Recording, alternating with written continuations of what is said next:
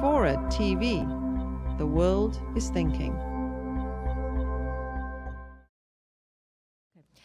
Greetings, Deli people and friends of Deli people. My name is Karen Adelman. I'm one of the owners of Saul's restaurant around the corner. Welcome to the Deli Summit. I'd like to thank the JCC for housing this event and for all the work they do in the community in general. And a big thanks to the panelists and our moderator for coming from so far and from so close. And I also have to thank Amuna Hauser, whose vision and tenacity and charm, for anybody who's ever spoken to her, made this event possible.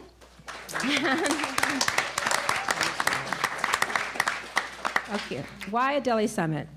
Last year we started a conversation, can the deli be sustainable? And it turns out that it's a little bit complicated, and the answer is perhaps yes, if we're willing to embrace change and question some of the assumptions and what the deli givens are.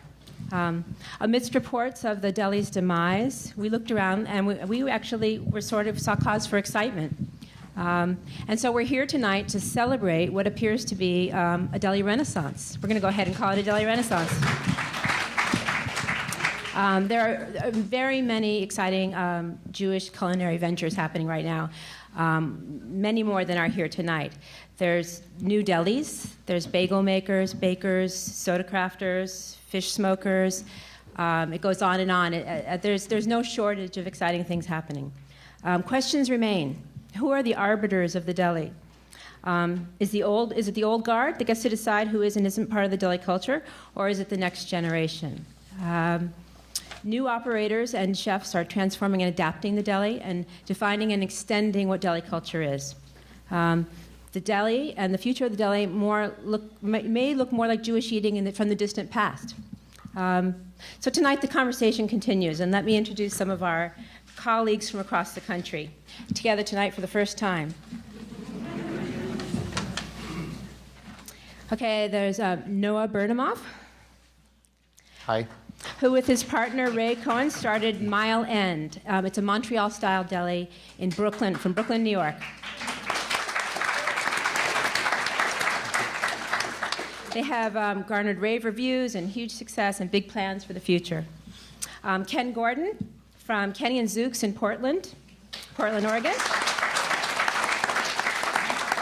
It's a full craft deli, baking and smoking and pickling all their food. Ken's wife calls his pastrami meat crack, and they come in droves for their fix. After 30 years of working in this business, he went back to cooking the food of his youth and finally made a living.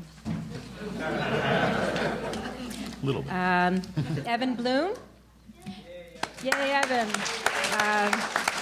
Who with partner Leo Beckerman are creating Wise Sons Deli. Right now they're performing a small miracle of sorts. They've begun a pop-up deli. Do you guys know what a pop-up is? It springs up in somebody else's restaurant. They don't have their own brick-and-mortar spot yet, so they use Jackie's. Is it Jackie? They use a place on Valencia and San Francisco on Saturdays to have their deli. They also do catering. They also sometimes go out in a truck.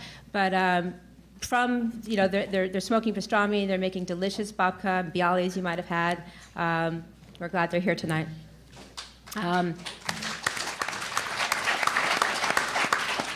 And then there's Peter Levitt from Saul's restaurant. Peter is a deli madman and been a leader for sustainability and artisanal sourcing in the deli for more than a decade. And we're proud of that.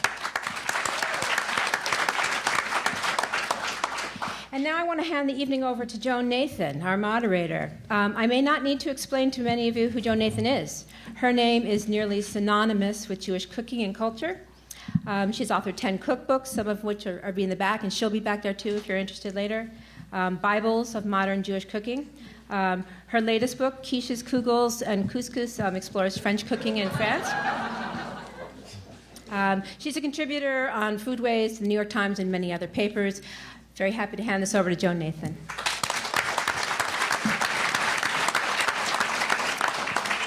Thank you, Karen. Is this on? Karen, Peter, Amuna, you've been terrific so far. And I don't know Ken. I'd like to, I will. And Evan had me taste, listen to this, not taste, he told me about his latest invention, a French fried potato kugel, right? Yeah. Where you put them in strips after you make the kugel, or was it new? It was potato kugel, yeah. After you make the kugel with all the fat in the kugel, and then you deep fry it with more fat. And everybody loved it. And Peter had me taste, listen to this, a new tsimis with rhubarb, carrots, and onions. Absolutely different. Delicious, delicious. Okay. We're here to celebrate the deli. But I just want to, for those of you who have your own thoughts and your own memories about what a deli is, I'm just going to give you a little Deli 101. First of all, the deli was not a Jewish thing. So that the concept of deli has always been changing. It came with German immigrants to the United States, and it was very often open on a Sunday where they'd have cans of things along with meats.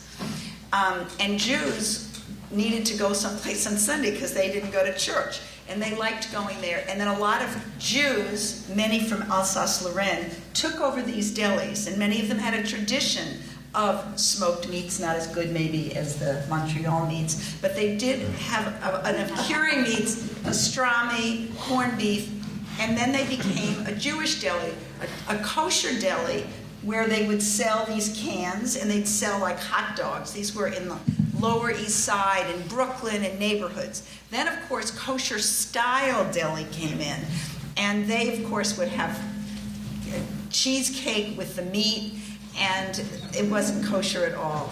And then my mother, who's 97 years old, remembers what she considered to be a deli that she went to in New York, which was a little bit higher class, which was Reuben's Deli. And I think that what happened was during the age of the Catskills, of vaudeville, of shtick, the concept of deli changed. And I interviewed a man. My mother told me, listen, if you really want to learn about deli, call Irving Reuben. She said, I went to Racket Lake Camp with him. So I looked in the phone book for Irving Reuben, and I called Reuben's. At that time, Reuben's was still open, and I called them, and they said, there's nobody named Irving Reuben. But what happened was he changed his name for business reasons, and he was the son of the owner of Reuben's Deli. And he started telling me about the deli.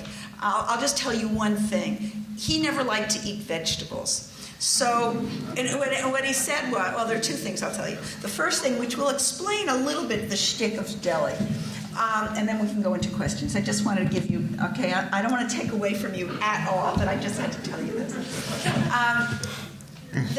You always want to get business, just like you're doing a pop-up deli to get business, okay, to get your name around there. So that what happened on Broadway, the Reubens had a sandwich joint. And so Reuben, I forget his name, his father, had this idea of doing these big sandwiches. And he said, this is what Irving Reuben said to me, my dad used ham, turkey, and corned beef, these big, big sandwiches, and he used the names of movie stars that would come in or would call up, and they would just send out these sandwiches. And then, of course, they got a big reputation for it, and they opened Reuben's on, 59th and Madison. So it was right near Bergdorf Goodman. This was later, and it was a place to go with these huge sandwiches. And it was the same thing with huge cheesecakes and huge matzo balls. You think they had huge matzo balls in Europe? They didn't. This was American. Look at the bagels we have today. They're huge. This is not what the real deli was way back when, or whatever a deli was, because people didn't have deli in Europe. And so that, I guess what I'm trying to say is that in every time throughout history, people are changing their concept of what the past was. If you go to Sammy's Romanian in New York, people are going there for what they thought of as the past. The past is always changing. So that gets us to where we are. I don't know, I'm staying at somebody's house who has, what's the Seltzer Sisters delivering seltzer in Berkeley, not Brooklyn, Berkeley. Let's see, what are some of the other things? In Washington, D.C., there's something called a kosher pop-up truck that's 6th and Rye. And it's run by Spike Mendelson from Montreal. It's just opening this week. It's kosher. At the James Beard Award this year, they have like 7 or 8 regional chefs. And, you know, my Judar is way up there. And I realized that 3 of those 7, for the first time in history, were Jewish. One of whom was from the Bay Area, Michael Tusk. Nobody else knew that. Will you tell me what's happening with Deli? Nothing. That's quite an intro. Not much, really. Not much. Kind of same old, same old. Well, I think to a large extent we're struggling to define, you know, what it is to make modern Jewish deli in a time that is a little confusing because delis are in decline. And I think when something's in decline, people sort of start asking questions as to why they, you know, why it exists. And so that kind of brought me to the point several years ago of thinking to myself, why does deli exist and what does it mean to me? And what does it mean to the way I think about my past as a, you know, culturally Jewish person? And that kind of forced me to you know, think about those elements that are important to me and are important to the way I think about my past, and you know, to think about how we can approach a dying subject with new modern tools. So give me the tools, the nuts and bolts of what is a modern deli. What are you doing that makes your deli the 21st century, and what's important?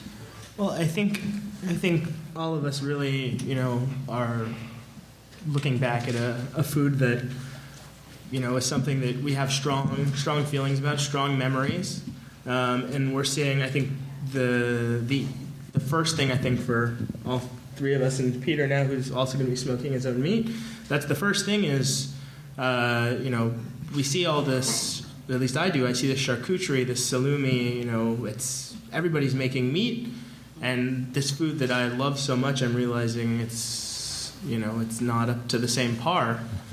And we're saying there it is, right there, pastrami. I mean, it's why is nobody making their own pastrami? What happened to the days when there were more than 3 or 4, you know, places, you know, that were distributing to everybody? And I think that's one of the tools right now. I think one of the big star right now, I think, is smoked meat, pastrami.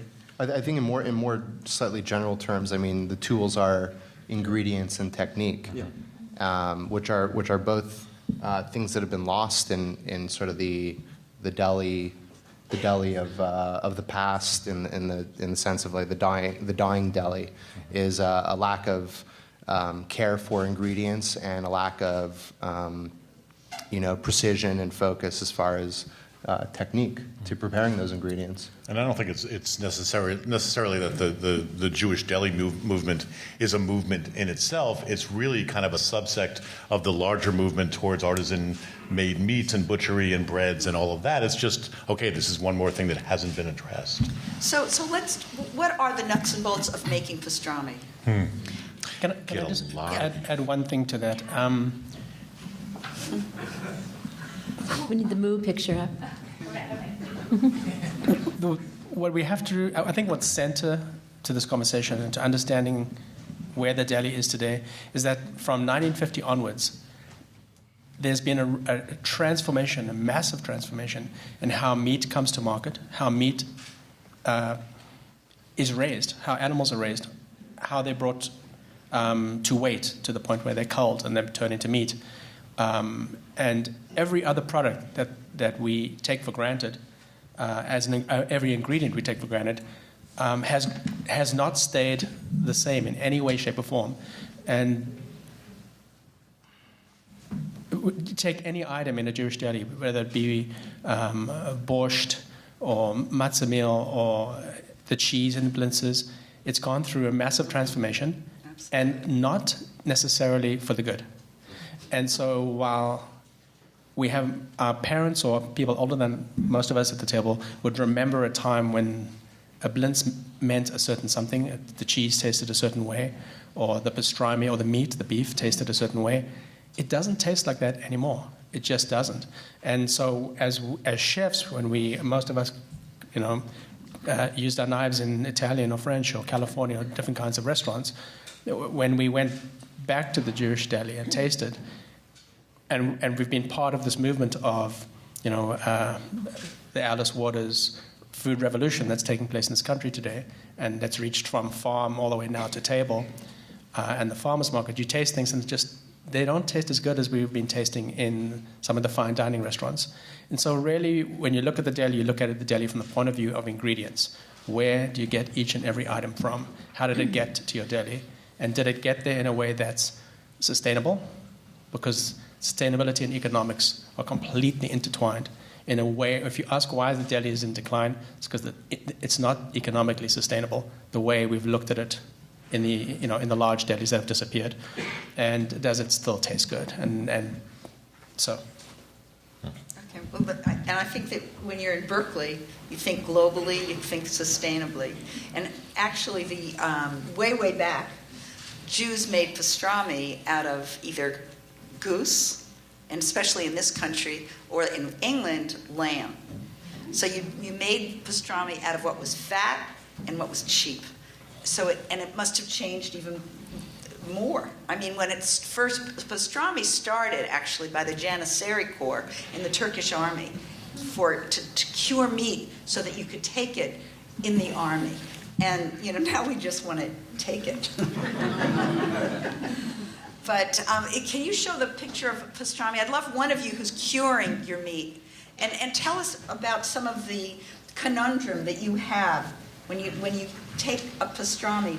What you think of when you're trying to cure it, because you don't want to just take any old pastrami. That's where we are. We're thinking about what we're supposed to think about, not just cheap on the plate, lots of it. We're at a point in history, I think, where we have to think about really what it goes into what's on the plate.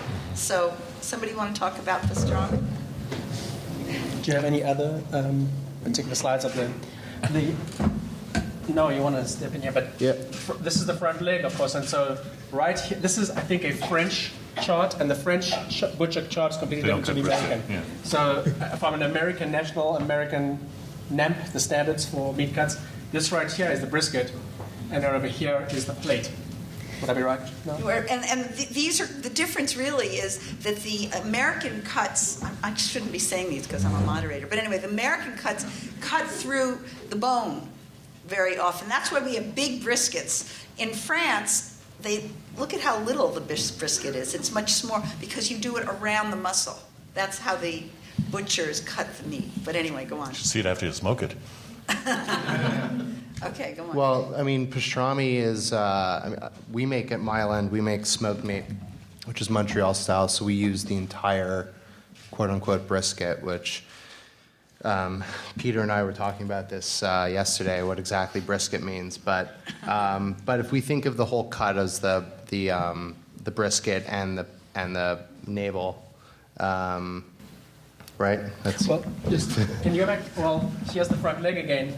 So this brisket is over here, and the brisket itself is complicated. It has more than one or two muscles attached to itself, and then the plate itself. Within the plate, there's the heart of the plate, and that's called the navel. So there's a strong tradition in some delis and some quarters using just the navel, and you're just using brisket. Evan, you're using brisket. We're also using. You're using brisket without the decal. Right. So Why?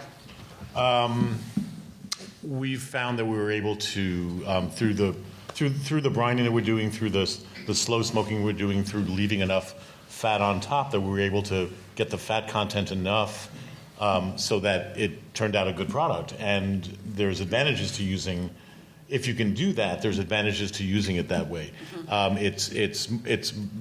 There's less waste. It's easier to cut for our cutters. It's a much more consistent product. And for those that don't know, the flat basically is traditionally, I think, used for corned beef, actually. And there's very little marbling through the meat. It's compared to the rest of the brisket. Yes. And it really consists of, a large fat cap. So, there's some thought that, you really need to cook it really slow, like you're doing. Within 12 hours, yes. Right. For that to really become a juicy, tender piece of meat. So You'll taste some. I brought some down. Great. I can't wait. But I think it's Not all of you, sorry. You've got to kind of come up to Portland, Right. I actually thought of flying up to Portland to taste your food because I've tasted Noah's, I've tasted Evan's, I've tasted you will. Peter's, but I didn't have time. Okay. Next time. But I think it's important to note that it's really tough to do, what we do, which is curing and smoking extremely variable product. I mean, ultimately, the point of what we're doing is we're sourcing product from places that, it's not exactly the same every time. It's, there is a sort of seasonality to it. They are processing meat from potentially multiple farms in a given region, and so from literally piece to piece, we tend to start with 15 to 18 pound briskets with the decal on. We could given any day of the week, we could be putting out our very, very best meat, and then the next day it could be one of our days of very, very worst meat. And it's the same process that we used. It wasn't like I made it one day and someone else made it another day. It's that the meat itself is extremely variable, and curing in our environments, where we're not large processors, we don't have thousands upon thousands of processing square footage. We do all this stuff in the back of our restaurants. So when you're dealing with a tight physical space, you end up just dealing with the variables as they come. And so we cure Montreal style, which is a lot of people call it barrel curing, which means that there's no liquid involved. There's no it's not a water-based solution. It's a dry cure. So it's literally the spices are mixed together and are then distributed and rubbed into the meat, and then the meat just goes into a barrel and the meat stacks on each other, and it's actually the meat's own weight that causes the meat to cure at a certain pace. But of course, the brisket that's on the bottom of the barrel is getting a lot more weight than the brisket that's on the top of the barrel. So right there, we're already creating a second stage of variability. And then you take the meat out of the cure and you put it into the smoker, and the smoker produces smoke on the bottom of the box, but yet there are racks that go all the way up to the top of the box. So the meat that sits on the bottom racks tend to get exposed to more smoke than the meat that sits on the top of the racks. So there's another third tier of variability. And then once we smoke it, we cool the meat off, usually for 2 days. We let it sit open in the walk-in, and then it gets steamed. And then the meat that's closest to the water source gets steamed at a quicker pace than the meat that's located. Are you guys following this? Furthest from the water source. And then different thicknesses of meat steam at different rates. And you could touch and feel the meat all day, and you're just never going to know how done it is until you actually cut into it. And then ultimately, we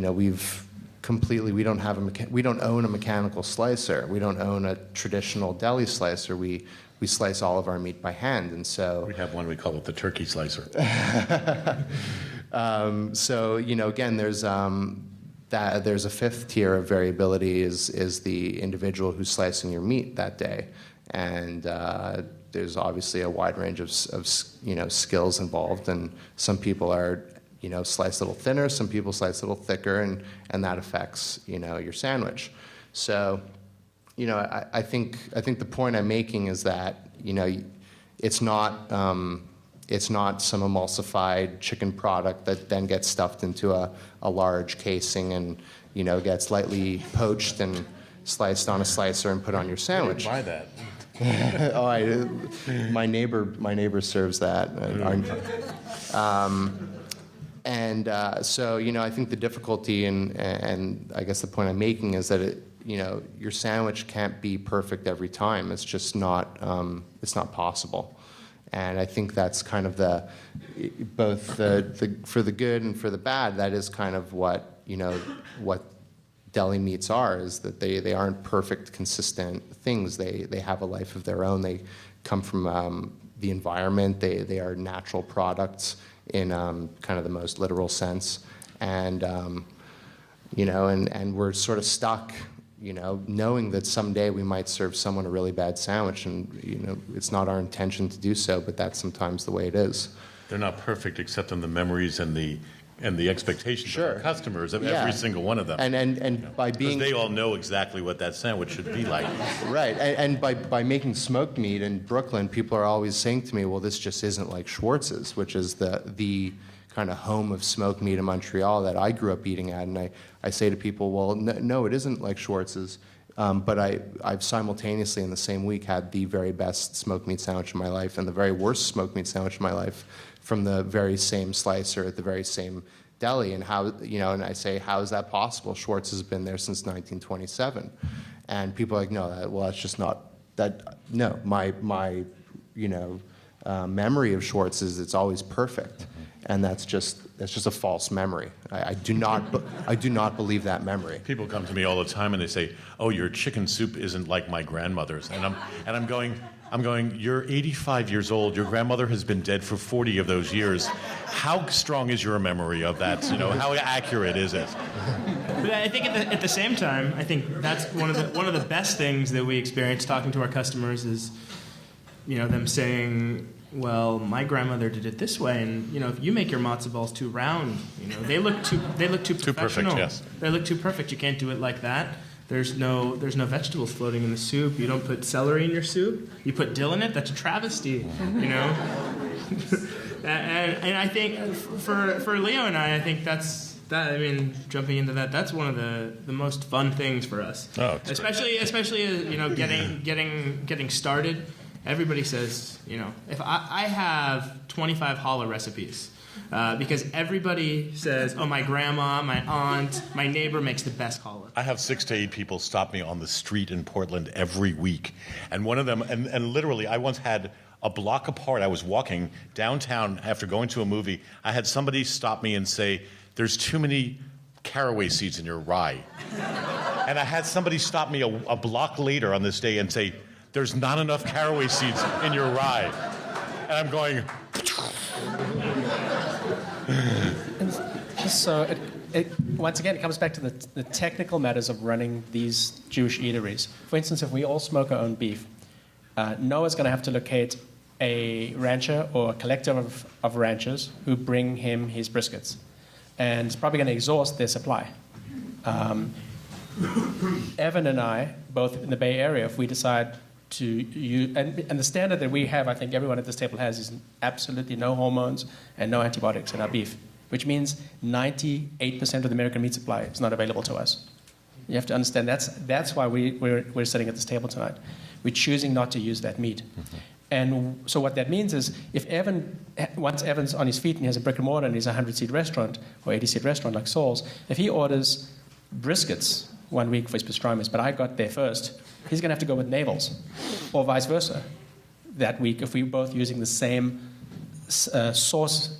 I'm going to pay off the distributor, so it's not going to be God, I'm glad I'm up in Oregon. And so what you're going to have to do, assuming you get each of our best sandwiches, best sliced sandwiches that day, best built sandwiches that day, you're going to have to accept that my navel this week is going to have a slightly different texture maybe, and to his brisket. And both are good. Ken, I think, used the word, or someone used the word with Ken, the multiplicity of recipes, the multiplicity of pastrami's. And also, as we smoke our pastrami's, I happen to prefer coriander seed. Evan probably prefers a different spice. So our recipe is going to evolve differently and then we need 2 different recipes. The standard, again, technical standard for delis that's sitting at this table, and that we're hoping for all future sustainable delis, is that the one thing you do in-house is rub your meat, brine and rub your meat, and smoke your meat in-house. And two smokers can use 2 different kinds of wood. Yeah. There's so many variables in it. And it's not that the other is better necessarily. It's that there's a celebration of different pastrami's. Except that I think that what's really better right now, and I shouldn't be talking, but is that I think that people that are in deli or in cooking generally are looking to the past, but they're making it better. It doesn't matter where it is. I'm thinking of Zingerman's Deli. They always go to bakers, to deli people to learn, to look at cookbooks, and they come up with something better. I think that we have better food now than we... Look at here at Acme Bread. They make a very good caraway rye. Not enough seeds, though. Anyway, what I'd like to know is how... I think it's hard to be doing a deli now because you want to be sustainable. You must have to also... If you take meat, what do? Grass-fed, corn-fed? I remember I brought my mother some lamb, and she said, terrible lamb. It was Jameson's wonderful lamb, grass-fed. It was so dry, it was so tough. This is what she said. Well, it had more taste than others, but so what do you do? I mean, It's a dilemma, isn't it? I can't use grass-fed for 3 reasons. One, I think it's a little dry. That's probably the least of it. Number 2 is that it's too expensive. We've got a 6 to 7 ounce pastrami sandwich that I charge $12 for, and everybody up there goes, $12? That's ridiculous. And if you got a 7 or 8 ounce ribeye, it would be $24 and require less labor and less food cost probably than my $12 sandwich. But it's a sandwich, so what can I charge for it? The third thing is that I can't get enough of it. We're going through 8,000 pounds a month of briskets. Well, how big are your sandwiches? 6 to 7 ounces. And what about you? We just cut it an ounce for financial reasons. Nobody noticed. Because again, these big sandwiches. Yeah, I'm going to get it down to 2 ounces now. I'll really save money then. I was talking to one of the chefs at Chez Panisse who isn't Jewish last night, and I was telling him what I was doing. He said, I don't like those big sandwiches. I want to taste good meat and not bring half of it home. So how big are your meat sandwiches? Our sandwiches are in the same range, 6, 7, 8 ounces. I mean, we're figuring things out, so... So we've historically had a Berkeley sandwich and a New York sandwich. It's currently called a Berkeley and a retro. And Berkeley is 6 ounces. That had tofu in it too, yeah, right? And the retro is 9 ounces. And what we've now done is we've got a specialty sandwich column on the page, which are a corned beef pastrami that are 3 ounces, but 3 ounces and the sandwich is built in one of the classic ways, with Russian and coleslaw, or a cheese and mustard, or that can keep changing. But the base sandwich is 3 ounces of meat. And I'm looking around this room, and it's like, frankly, I think it's now half our pastrami sales would be the 3 ounce version. Now you can get a 3 ounce version and then make it up your own way, but it's still 3 ounces of meat, and it's perfectly. I mean, it's delicious, and it's the same. It's fine for the overwhelming number of people. For us, everything at Saul's now, 80% of every non-pastrami is all grass-fed. So all our roast beef and all our turkey, everything we can get is grass-fed. On corned beef and pastrami, I haven't yet seen a grass-fed corned beef or pastrami that'll work. They're just too lean, or often they're too small. But they're not grass-fed pastrami; they're grass-fed cow. Grass-fed cows, yeah. But they're hard to fit. And there's many different. There's also it's really breaking out right now. A lot of different definitions. Grass-fed could be corn-finished. Sometimes it isn't. We have Sam Goldberg. He's a real expert on beef. But the goalpost keeps changing too. When we started 15 years ago, when I got to Saul's 18 years ago, the first thing I started looking for was a better meat for the pastrami. And Bill Nyman was coming onto the scene, and he had lots of cows, and he needed to work with these navels, and we shipped around the country, and eventually we found that we used the LA smoker, Lou Sandoval, who's been smoking pastrami in Los Angeles for all the delis. Everyone uses him. And we had a great pastrami, but then Bill left Nyman Ranch, and 3 years later we find that the goalposts have changed. Bill Nyman's meat even is in question. It's not clean enough, and so. But I don't know that grass-fed is really ever going to work. I mean, we're going to be all experiment, but I don't think it's really ever going to work for pastrami or corned beef. So what about each of you has a different deli concept. It seems to me when you're at a deli, there's some things that are artisanal that are work. There's some things that you can do. How do you figure out what you're going to get from outside and what you're going to create yourself?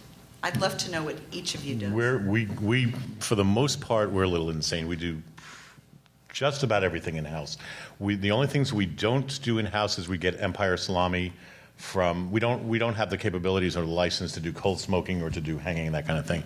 So we bring in Empire salamis from Brooklyn, and we bring in our Nova and Whitefish from Brooklyn. Everything else we make, we make our hamburger buns and our hot dog buns and our bagels and our challah and our rugelach and our rye bread and our white bread and our pastrami and corned beef and pretty much everything. And part of it is that, look, we're in Portland, Oregon, which is not exactly the Jewish capital of the world. So getting somebody, when we first started doing this, we looked all over the place for rye bread, and there's some good bakers up there, and they're making great sourdough and great country breads, but they're not making a Jewish rye. So what do you do? And the same thing with challah. Nobody's making that. The bagels, nobody, west of Queens is making a decent bagel. So we had to do it ourselves. That's not true, actually. Oh yeah, where are they? I think Washington, What's a Bagel is a really good bagel. And Washington State? D.C. D.C. Okay. And, well, is that east? Is that west of Brooklyn? Kind of the line. In Cincinnati, there's Mark's Bagels that are really good bagels. Okay. Well, when you come up, I'll bring you some to the airport. But we just and nobody was making good pickle. I mean, it was going around. I mean, if we were in New York, do you charge for your pickles? We include a couple on the plate, and we do about 8 or 10 different kinds of pickles. So we do actually for $2.95, we do a really nice pickle assortment of all 8 or 10 different kinds of pickles. So we're giving them a good deal. It's not free though. So are any of you way back when, there were all kinds of pickles, not just cucumber pickles. Yeah. They were turnip pickles. Yeah, we're doing daikon, we're doing butternut squash, we're doing asparagus and green beans and sour tomatoes and okra and all sorts of. We're having a pickle festival this summer, and it's a pickle throwdown. And actually, we've got 4 categories. We're having all these restaurants do it, and we've got cucumber pickles, non-cucumber pickles, sweet pickles, and then Portland weird pickles. And we're not quite sure what's going to end up in that category. Well, the pickle festival, what is in the Lower East Side now, is mostly Korean and Jewish. Yeah. Well, we've got some Asian restaurants coming into this too. We have a little different model because right now, as a lot of you know, we don't have a restaurant. We rent kitchen space at a commercial kitchen in San Francisco, and we pay by the shelf, and we pay for our kitchen time by the hour. So right now we make all our own breads. We do bialys, and we make our rye bread because those are things that we couldn't find. We weren't happy with any of the bagels we could find. So we do that. We make our meats. We don't do our own pickles right now because we don't have the space. It requires a lot of space. You have a walk-in just for pickles.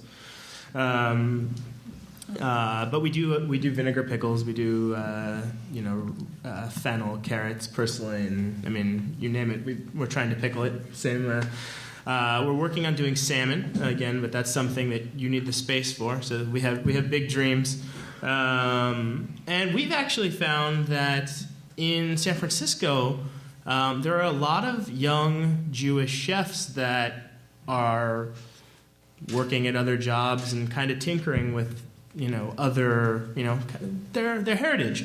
So we recently found somebody that's making naturally fermented sodas. He's going to be doing, and we served it once, but we're going to get it more regularly. He does a celery seed soda. Naturally fermented celery seed soda, which is really unique, and it's a really great product. We have a friend that's opening a Montreal bagel shop in Oakland. I can tell you all about him later. And we've served his bagels a few times, and we're going to get our bagels from him. And we have somebody that's does charcuterie, and he's opening a sausage restaurant, but he's Jewish, and he wants to make Jewish-style salami for us.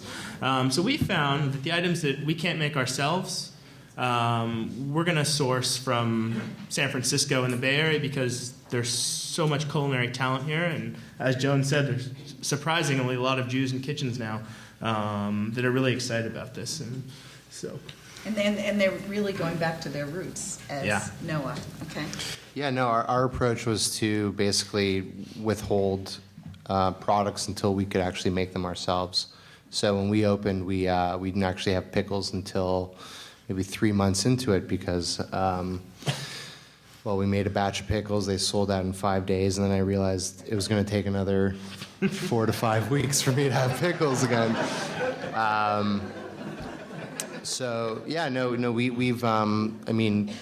We immediately realized that our capacity within the restaurant to sort of achieve these goals was really, really limited. So about 4 months after we opened the restaurant, we ended up taking on additional space in an industrial area of Brooklyn, and we built out another kitchen that was specifically designed to do curing, baking, and pickling.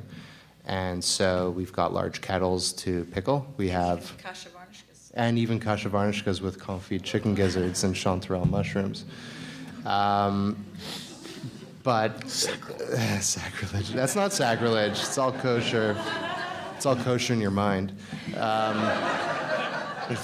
But yeah, no. Our attitude was that while there are great new pickle makers in Brooklyn. And there are great bakeries in New York City that make very good quality rye bread. And certainly when we first opened, we were not baking our own rye. We were buying from Ohrwasser's Bakery, which is, a 1907 Upper East Side Jewish bakery. But we just felt that we could make, while the rye was good, we felt we, with a little effort, could make even better bread. And so we're constantly striving to outdo ourselves. And so we don't give pickles for free under any cost, unless you're a police officer. And air conditioning guy in the summer. Yeah. We actually need to call that guy. My feeling on this topic is that nothing's free. Not even people come in and Katz's when you're waiting in line to get a pastrami sandwich. The slicer always hands you a little slice of pastrami before he starts making your sandwich. And so we had a lot of people come in and say, well, where's my But you don't drop as much on the floor as Katz. Where's my tester slice? And I said, well, it'll be inside your sandwich. And that's, and I feel very strongly about that. We have, for a deli with 20 seats, we employ 25 people. And, we employ multiple bakers, we employ butchers. Is that a formula? Because we've got 65 seats and we hire 70 people. It's always a little bit more. One person per possible customer. I have 0 seats. And I have 5 people. Well, and Eboli has the same. They have 65 people or even double. Yeah, but they charge $125 for a sandwich. Deli sandwich. But yeah, no, I guess I'm always trying to outdo myself, and I think that's that's my spirit, is to be is a productive spirit, and the deli is important as a connection to the community, but what we do at Mile End is production driven, and my real concern. From a deli ownership perspective is how good are my production techniques, how good are my production schedules, my methods, my organization, and how can I build a workforce of individuals who are absolutely skilled at a given position or role within the culinary world, and give them all the tools to empower them to be creative for themselves and for the business as a byproduct. So for me, it's a question of harnessing our production capabilities and pushing the envelope of things that we can actually achieve ourselves, rather than looking outside and saying, well, it's too tough to make salami, so I'm going to try to find someone who I could buy it from. No offense to you guys, Yeah. but I said, rather than looking to find a salami that I like, I'm just going to hold off on serving salami until I've made so many salamis that I feel it's right and it's ready to go. And that's what we've done. We do that with our own hot dogs. We didn't have hot dogs for the first 8 months that we were open, and throughout those 8 months, most of my time was spent making hot dogs until month 8 came, and I said, all right, the hot dog's right. It tastes right. I feel like this is a real representation of a Jewish style all beef frank, and it's made in the way that I want to make it, and it's made with the ingredients that I believe in, and I would want to serve my own family, and that's the point when we served hot dogs. Right. Peter, I had his wonderful celery tonic. So I was going to talk about pickles for a moment. If you're running a restaurant like ours, 80, 90 seats, on a busy Saturday, Sunday, and you're bussing tables, and the pickles go out for free, as they do at Saul's and always have, a third of the garbage can. And I know this because I have chickens in my backyard, and when I'm really strong, some days I'll take the green refuse bin home to my house, which my neighbors don't like because in the spring there's lots of rats, and that's another story. And I make compost. And it's amazing to me what you find in a refuse bin. And it's an American thing. I mean, we tend to waste a lot of food. And so right now I have 4 buckets of pickles that I've made myself in the back alleyway. And I made it, when Saul's expanded, we owned a derelict space, the Baskin-Robbins, defunct Baskin-Robbins, and we made pickles in barrels back then. When you're running an 80-seat restaurant, once you commit to make these pickles yourself, and you buy clean cucumbers, relatively clean cucumbers, and hopefully not from Costa Rica and Mexico, when they're in season, which is a whole other pickle story, because cucumbers only grow June through October. So in February, when you come in to get a pickle, know that your pickle was grown and raised in such a way in Costa Rica or Mexico that it had to survive an 18-wheeler or train trip for weeks and weeks and weeks, probably had to be nuked, pumped with full of chemicals, because you shouldn't be eating cucumbers in February. But that's a different story. If you make it yourself, it's heartbreaking to find it in a garbage can afterwards. You have to 5-day. People just want the pickles, and they'll take a bite and they love the pickle, but they can't finish the rest because now the sandwiches arrived. And so, except for people are, and any new deli that makes them themselves, I really advocate should charge $1 for a pickle. If you want it, you eat it. We don't go running off to the bank on that dollar, believe me. And if you want more, you pay $1.50 or $2 and get a pickle plate. And if you are willing to pay for a pickle plate, all these guys are going to come up with really creative pickle recipes that are seasonal, that, krauts, which have, Jewish Polish krauts, which have shifting apples. Uncomfortably. In the wintertime, it's when pickles are gone, the last fresh local cucumbers, doesn't matter where you are, which state you're in, are going to come into your restaurant around November. And then you put some up with a long, slow vinegar pickle, and you might be able to keep those through January.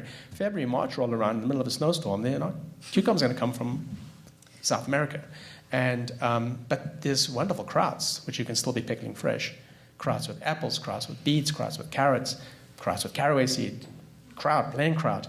But no one's really willing at Saul's yet to accept the idea when you get a pastrami sandwich that maybe it's a kraut, maybe it's a vinegared coleslaw. It's just got to be a pickled cucumber. So that's the kind of permission we need to shake it up a little and to make it ourselves. We can't make pickled cucumbers in February. And I'm hoping that you're going to start to see some of this in all the new delis that open. And if it's tasty, you have to give them permission and still call it a deli, even though there's no pickled cucumber there.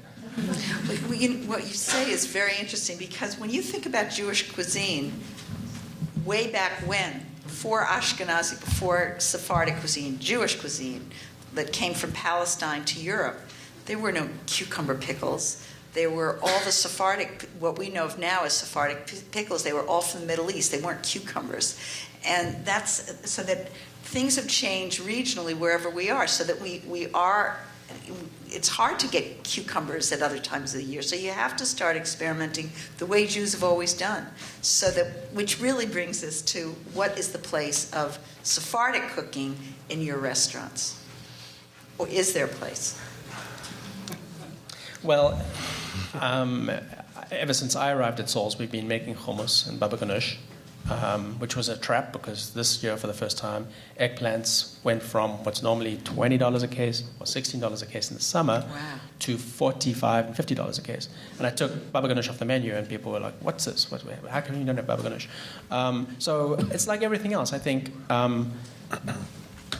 here in Berkeley, I think with a restaurant that's in the suburbs like ours is, our menu has to be more varied than just the temple of meat. It can't just be salami, corned beef, and pastrami. We wouldn't make a living.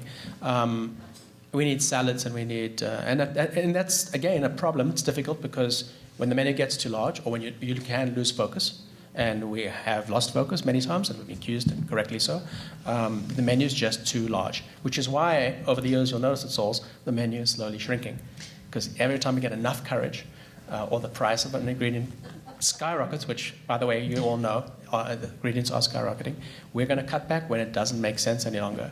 And that's usually going to make the food more tasty. The objective of that, and I believe the outcome of that, of the smaller menu, is always going to be what you get is going to be better. And these guys are proof of that. When I was speaking to Jonathan Gold from the LA Weekly about what we were doing today, and he said, well, it used to be that you could have Chinese chicken salad on a deli menu. That was something that you really wanted to have, but you can't do that anymore. And it seems to me, and I'm just curious, that there is a place for Sephardic food on deli menus, because deli really isn't what it was 30, 40 years ago, or what we thought it was. It's always changing, and there's the pantheon of Jewish cooking has changed. So I'm just curious, like this, today I had an egg, was like an omelet at your place with peppers, a recipe that was similar to the one in my book, my new book. But these are old recipes that are really new. And I'm just curious if anyone else is at all experimenting with Sephardic cooking or specials of the week. Well, we've at dinner time we've thrown a few sort of Sephardic things into the mix. We started cooking a little bit with harissa recently. We've been marinating skirt steaks in oil and harissa, basically, some paprika. So I think I think I'm personally open to the idea of introducing Sephardic cooking into Mile End. I think to a large extent, the idea that a food would be out of bounds for a deli is sort of it's a non-starter. For me personally, Mile End is a representation of me, and it's what I grew up eating, and an extension of my Judaism, whatever that means to you guys. Another story. I mean, but to you guys, it's well, I don't understand it, and I don't expect you to understand my personal life. And I think that that's what great restaurants are, is they're representations of what the chef or the owners truly believe in. And that's why at Mile End we serve bacon. And I know that's going to be a lot of people are going to be like sacrilege. But bacon was, like I explained to these guys earlier, bacon was as much a part of my Jewish upbringing on Sunday mornings as eating matzo balls at my nana's on Friday night. So for me personally, to serve a breakfast sandwich in the morning that's fried eggs and cheese and bacon on rye bread is the thing that I ate growing up on Sunday morning. And so I've said, no, I'm not going to just serve any bacon. We're going to buy bellies and we're going to cure the bacon ourselves. And that's exactly what we do. And so, getting back to the original question, is there room for Sephardic cooking in a deli? I would love to see an Iranian Jew open up a Jewish deli and serve, all these great Persian delicacies. I would love to see, a Jew from Morocco do the same. I mean, there's no stopping anyone from defining deli how they wish, and You know, this idea of like the New York deli, it's just a joke. You know, no one should have to eat the deli food that's in New York at the moment. You are the New York deli, though. But you know, deli really is like a thing unto the deli owner, and if you like the food, you should go and eat there. If you feel like it's slighting some sort of historical definition of it, then you shouldn't go eat there, and that's your prerogative. Yeah, I think that's one of the most wonderful things about Jewish cuisine and the culture and history of Jewish food is that it's pulling from everywhere. I mean, even the original stuff from the deli, I mean, the delicatessen, you've got the Frankfurter from Germany, and you've got pastrami has Turkish origins, and, you know, bagels and bialys from Poland. I mean, there's no line. I don't think there's any line to cross. It's an imaginary line. You know, the only thing I think that might limit, you know, some delis, you know, some of the newer delis is the size of the menu, and trying to decide really what, as Noah said, what is a representation of your restaurant and what you want to serve. But I think absolutely, I mean, Jewish food is fair game. It's a Jewish restaurant. It's a Jewish cultural institution. So. Yeah. We don't do Sephardic food. Can I just do a little housekeeping? There are cards on your chairs. Please write questions on those cards if you have any, because we're going to collect. Amun is going to collect them, and then in a few minutes, we'll be asking questions. We don't do any Sephardic food, but we do biscuits and pastrami gravy for brunch on our brunch menu, which is great. We do a pastrami Benedict. You know, and it's like, you know, and people are like, they look at us because like that's not what they remember from 47 years ago, but then they love it and they taste it, and you know, and that's the thing we're fighting all the time is we're fighting people's memories, and it's an unfair, you know, they have an unfair advantage. And their kids will remember. Absolutely. So, what's kugel besides deep fried kugel? You talking about potato or noodle what is or? kugel at your delis? I mean, the original kugel was from Alsace-Lorraine and from southern Germany, and it was a leftover bread.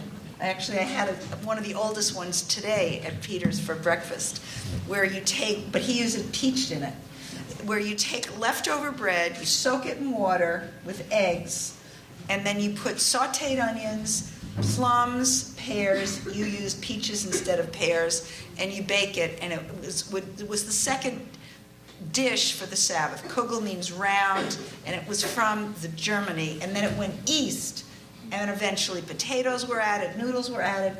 What's kugel in your restaurant? And by the way, I was in Cincinnati last week, and I had a kugel with a noodle kugel was delicious, and I discovered, this is a new deli in Cincinnati, that the secret ingredient was mayonnaise. So I'd like to know, Cool. well in Berkeley. What are some of the kugels that you're doing?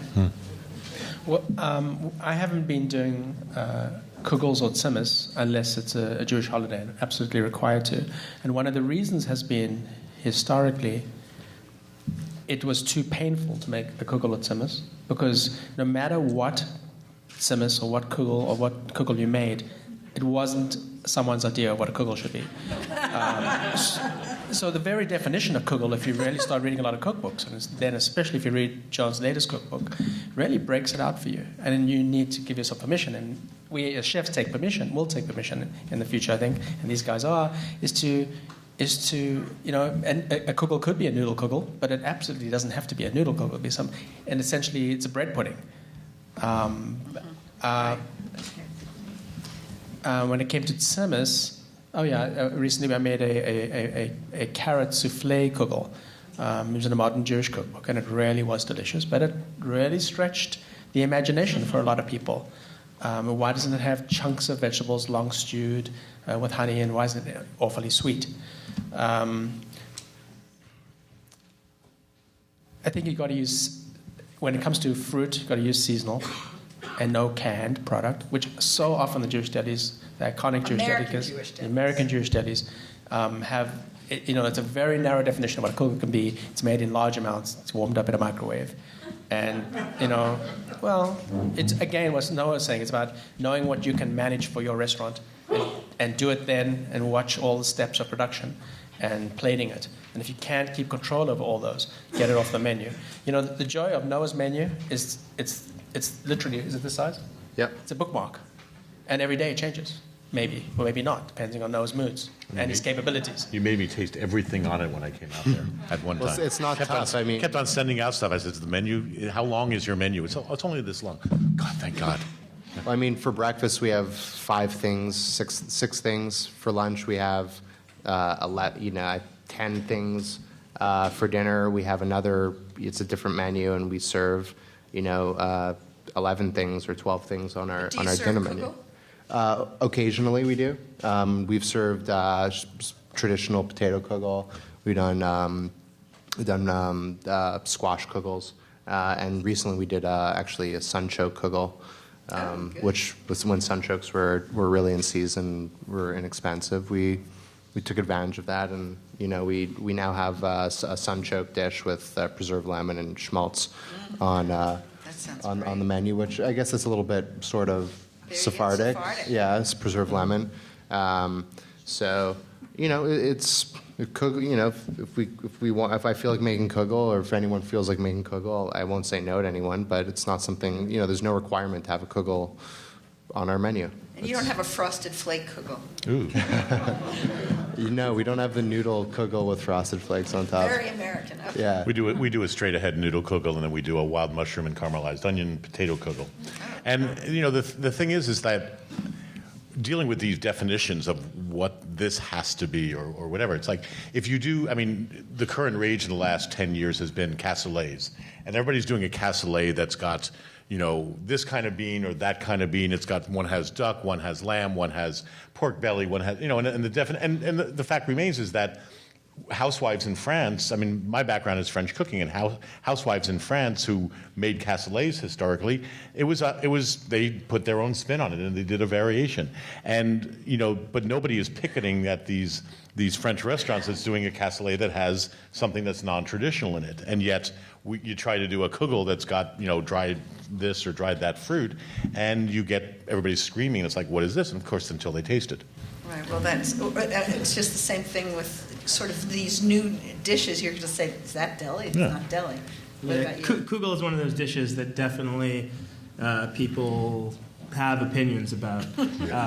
We make potato kugel pretty often. It's actually one of Joe, who works with us. It's his grandmother's recipe, and we serve that with breakfast.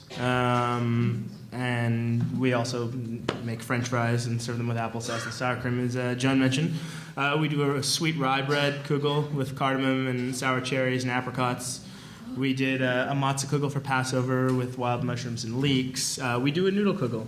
And we use dried fruit and bourbon, and it's very similar, to what a lot of people grew up with. And I think a lot of people appreciate that. We try to tweak it to make it our own, and to make it better.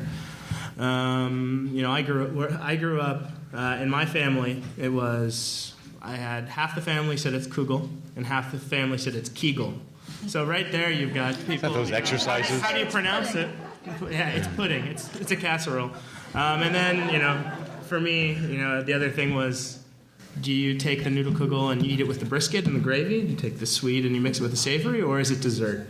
So it's one of those dishes that really, it's however you want it to be, and I think it's really one of the most awesome, ways, techniques, I think, in the Jewish kitchen, because there's so much, and so many dishes in Judaism and Jewish food. You can do so much with there's kugel, and there's soup, and there's knishes, and you can do so many spins and variations on this one thing. And I think throughout history, people have been doing that. So that we're doing that again. There was a point in American history when everything was product-oriented. Remember those kugels with the Dole pineapple in them? Because Dole pineapple had a little ad for kugel. They were trying to get to the American Jewish audience.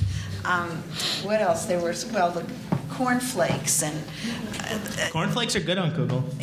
or if you take cheesecake, that was the other one where there was this guy named Joseph Kraft who knew that Jews like to make cheesecake, and so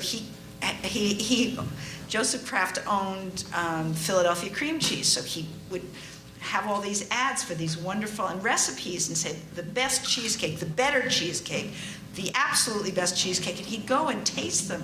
And then he bought a company called Graham Cracker Crust, graham crackers. There were no crusts like that in Jewish cooking. They might have used a Zwieback crust, and they might have used cottage cheese. Oh, good, there. Anyway.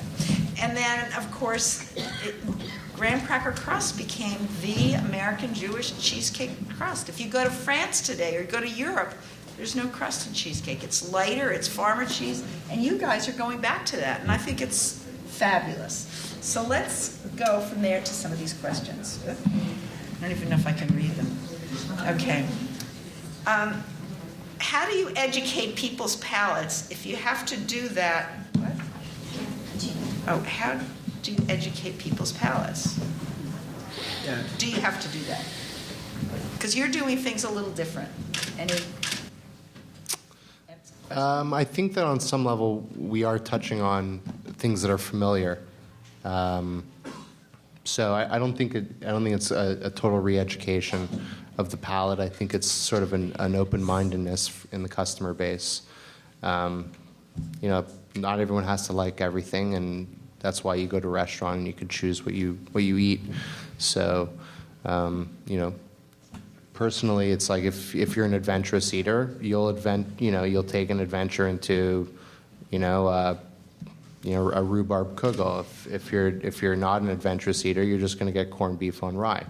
So, I think it's up to you. It's really we're putting the food out there for you to go and try it. It's a question of your willingness to actually buy it. I think we definitely have to, and that's part of our mission is to educate people on this food. As Noah said about the sandwich, the pastrami or his smoked meat sandwich, you have to educate people to make this from scratch is, there's variety and there's variation, and you have to explain, I think people wonder why you're hand cutting it and why it's not sliced super thin and piled in the middle. We get a lot of what's schmaltz. What's a kugel? And it's important to us because, I think, we get a lot of Jewish customers, and we get a lot of customers that aren't Jewish.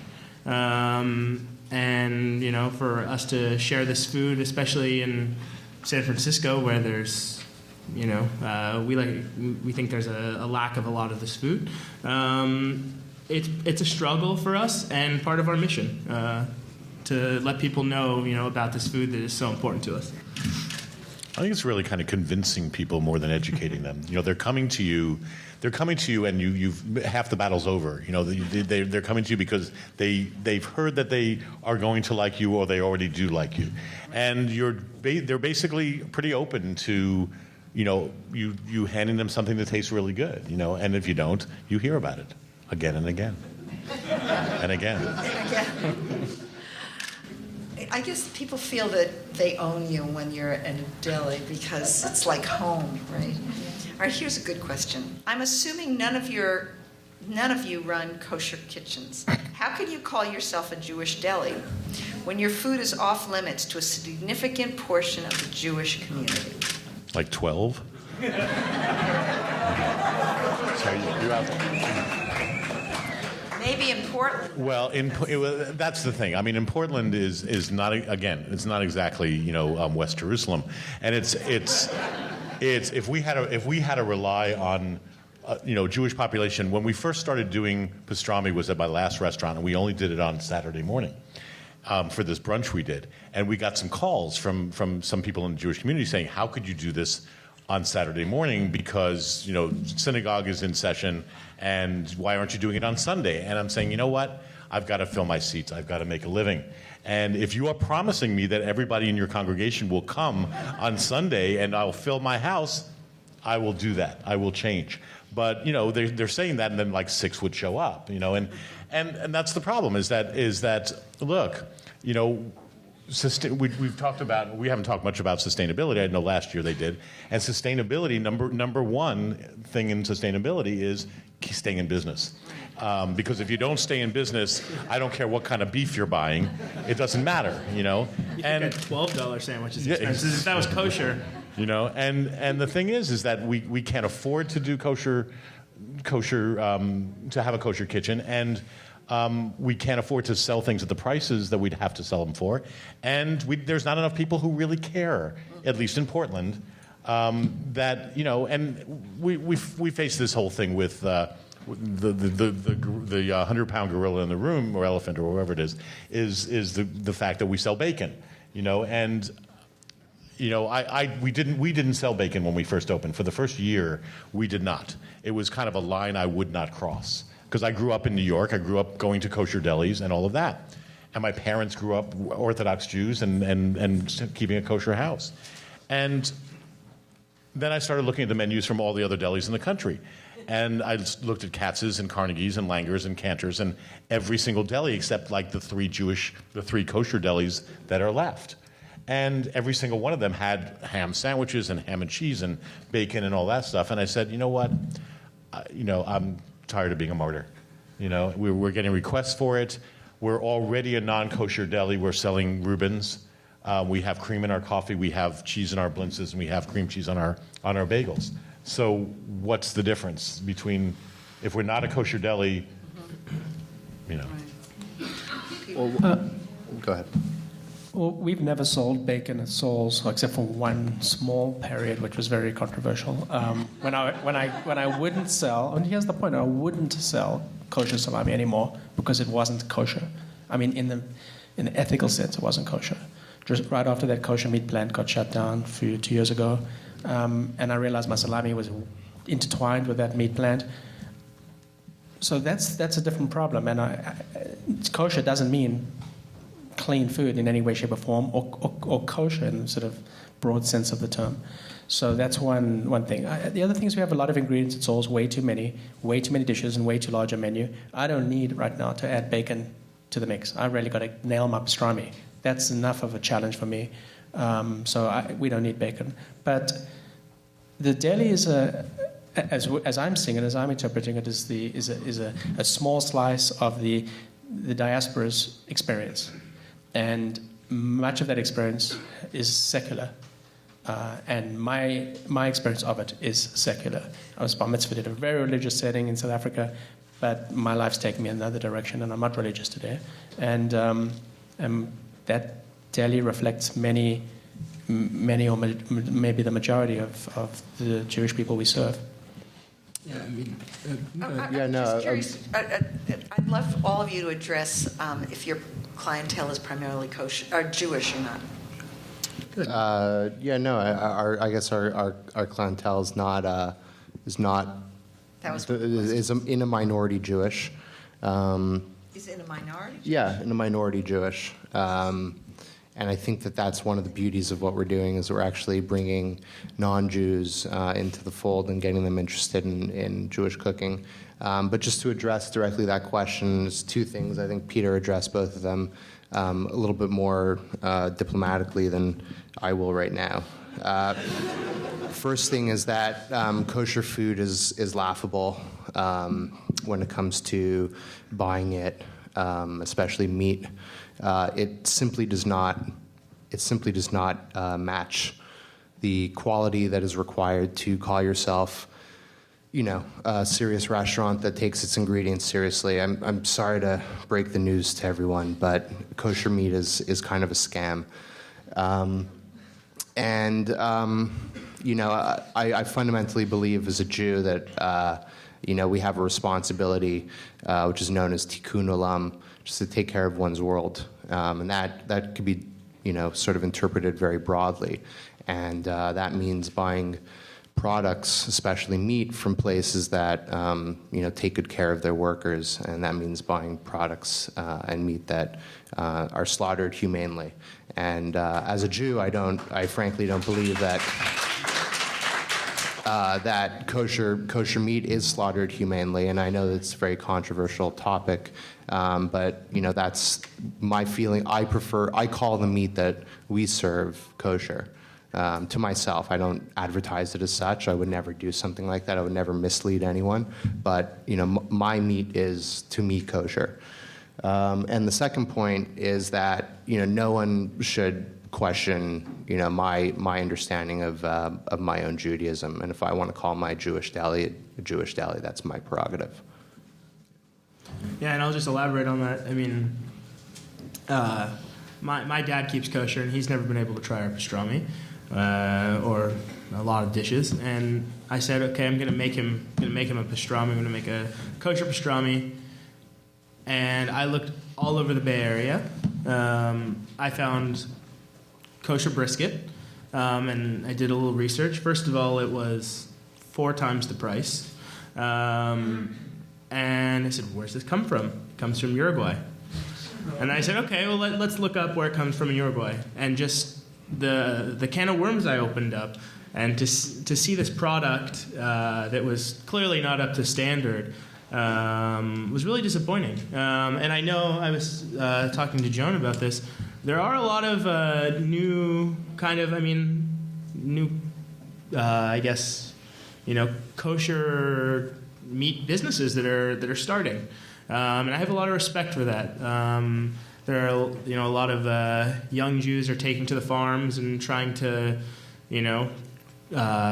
slaughter their own chickens and raise their own cattle, and I think that there's an opportunity along with what we're trying to do for the deli. I think kosher meats maybe seeing a big change as well, especially with the meat plant that was shut down in Iowa. I think there's an opportunity there as well, but I know that's another topic. And, so. Well, right, and there's been such a reaction to that Rabashkin scandal that people are doing things on their own. That is another topic. Okay.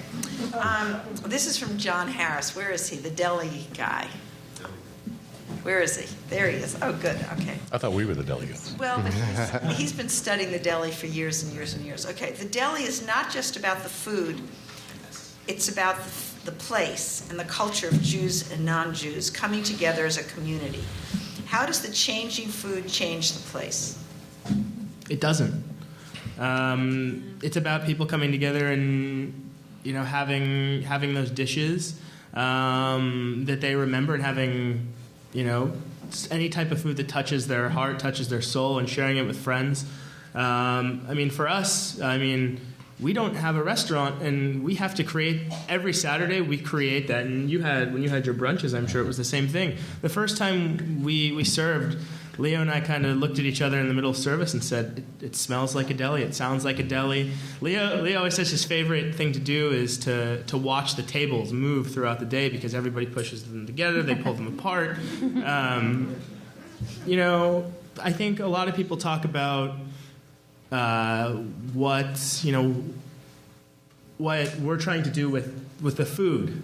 But I think a lot of people forget that with these big cavernous restaurants, they've kind of lost a lot of the soul. They lost the owners. As much as the food, really, a deli is about the feeling of that you're creating, the atmosphere that you're creating, and that doesn't have to be the same cookie cutter through each place.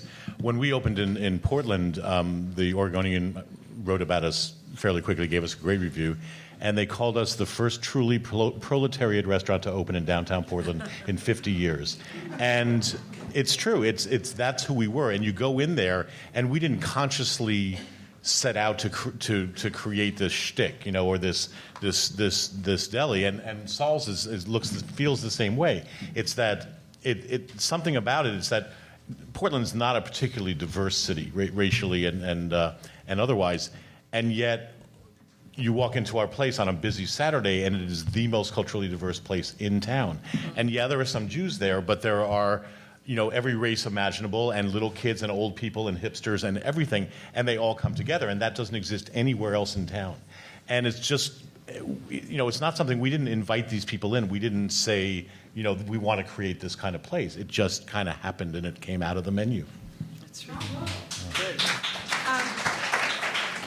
there's actually, that goes to the next question. Are you reaching an audience of people in their 20s or 30s who have no preconceived notions of what a deli should be? They all have them. And are you getting a backlash? They all have them. It's genetic. It's passed down through something. It's like their grandmother went to a deli when they were 4 years old, and now they have this thing in them.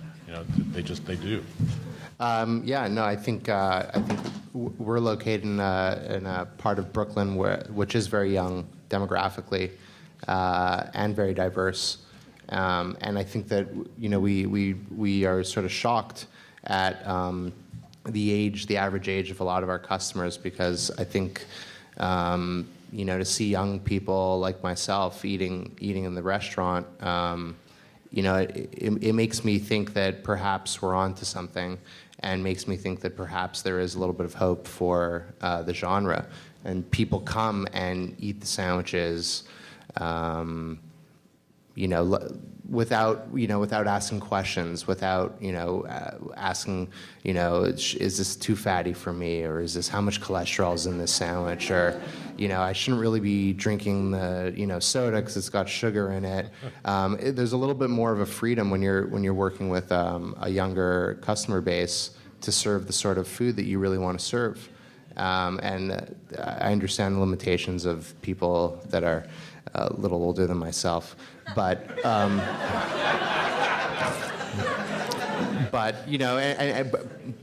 do think that everything in moderation,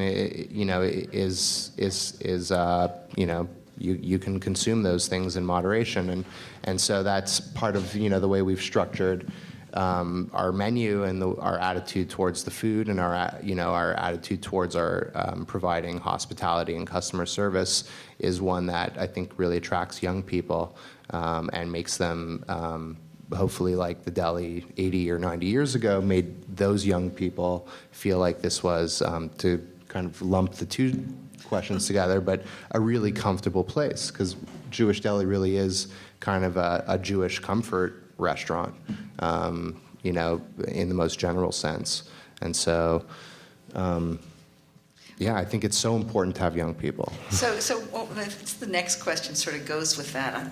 What sort of backlash have you received for being different, and specifically, what funny stories can you tell? I think it's interesting. Saul's is 25 years old, and I think of us as an adolescent. And these guys are just getting started now, 2 or 3 years into it.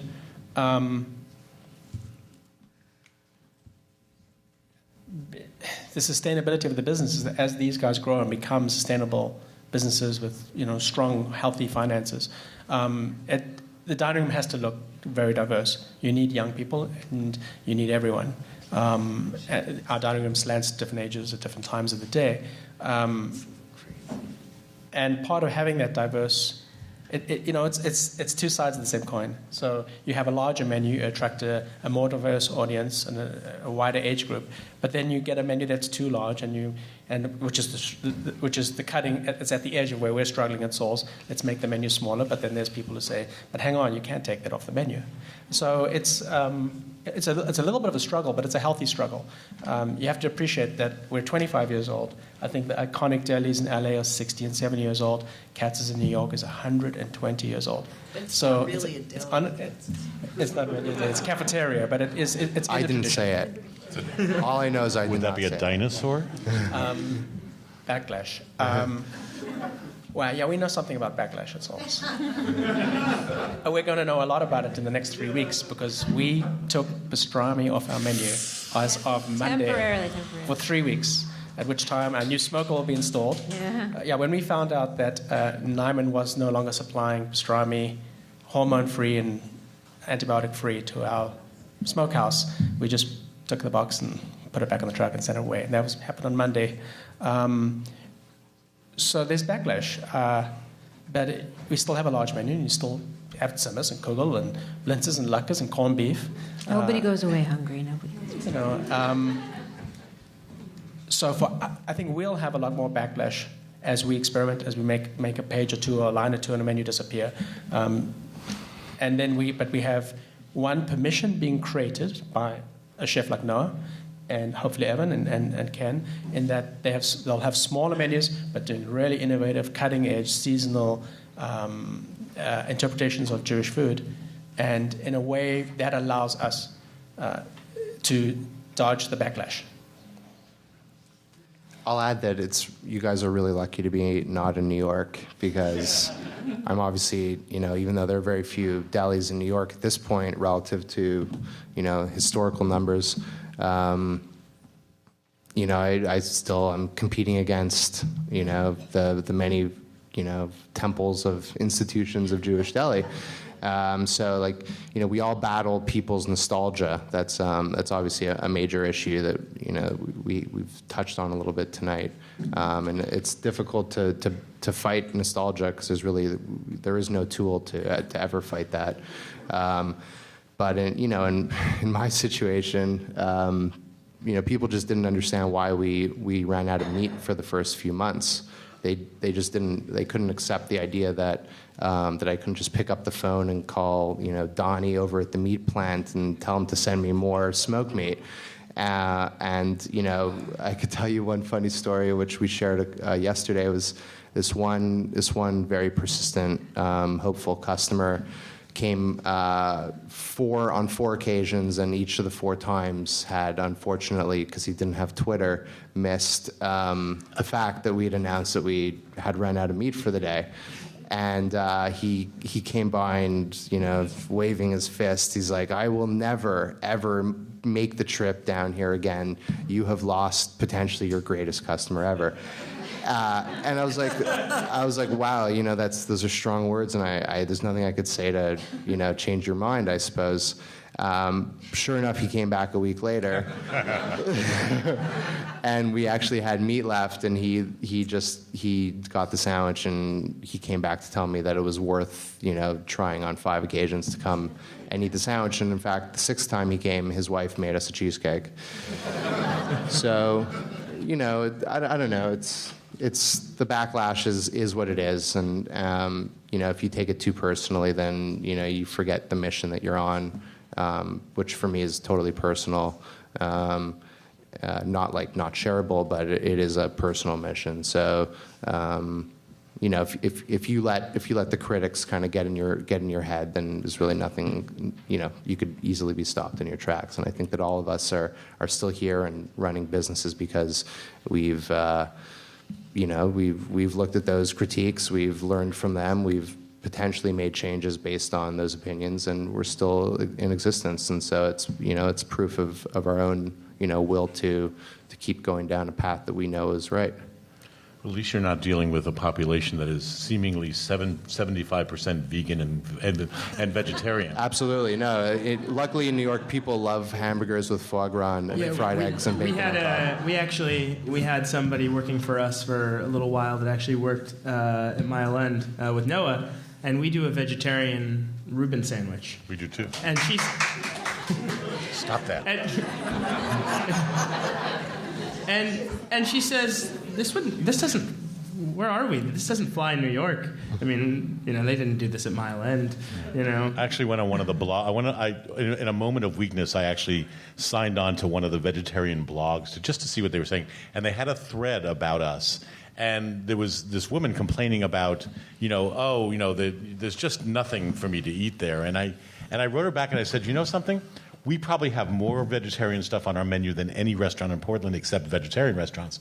But we have blintzes and latkes and kugel and vegetarian Reuben and salads. And I mean, it's amazing the amount of stuff when you look at it that we actually have. But all she could see is the guy next to her was eating this big sandwich, and it was rather offensive.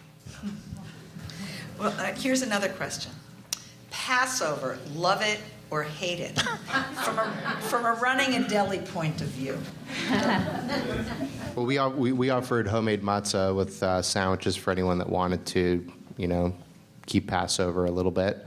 But I see all the Jewish holidays as an opportunity to continue to define ourselves and to, look at a different group of recipes and think to ourselves, how can we make these better? How can we make this matzah brei more interesting? How could we,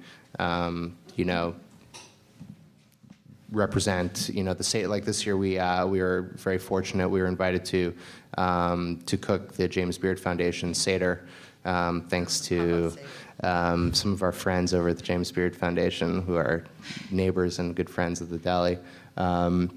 And it was a challenge to think to ourselves, how can we really make Passover work in the context of Jewish cooking? And for us, we looked at the Seder plate and we said, could we make a multi-course meal that represented each of the elements in the on the Seder plate? And so there's a lot of ways to think about the Jewish holidays, and it all depends on your willingness to innovate and create within those parameters. We actually don't do anything different on our actual menu, except we have some matzahs on hand and all that stuff. But we do a takeout menu for the holidays and get quite a lot of orders for that, where we do more traditional Passover dishes. Yeah, we did Passover catering this year, which was the craziest week of my entire life. Leo and I we met each other cooking Jewish food. Actually, we started cooking at Hillel in Berkeley. And we used to, every year in college, we'd throw a Passover Seder for 40, 50 people, just kept growing. And I think the most rewarding thing that I've done, I don't want to speak for him, but we had a few Passover Seders. We had pop-up Passover Seders. We had 50 people and 60 people. We had to expand it to 2 nights. You get people from, all types of people coming together and singing, and we get people that come in that say, I'm visiting, I'm from out of town, I'm here on business. You get families, you get, younger people that don't, can't afford to fly home. And that's rewarding for me. And that's when when they're simultaneously singing together and eating and drinking and enjoying the food. That's for us, that's what we're all about.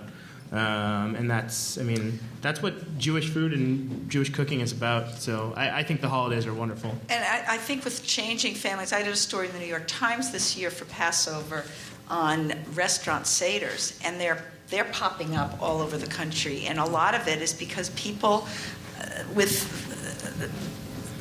families that no longer have any Jews in them, they want something that's Jewish. And so, a lot of people are living alone, and it's a way to reach out. It's cool to be Jewish. Again. It's right, and that gets us back. Again, when was it I ever? think that's a perfect ending to this wonderful panel, and thank you very much.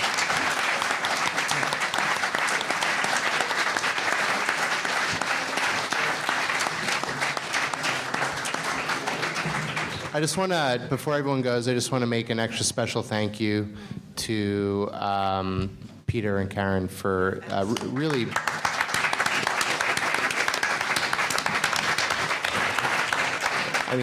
I'm assuming most of you guys live in the neighborhood, so you know them. But this wouldn't have been possible without their motivation. Yeah, and thank you guys also for your support with what we're doing in San Francisco. Our biggest competitors, but also our best friends. So we really appreciate that.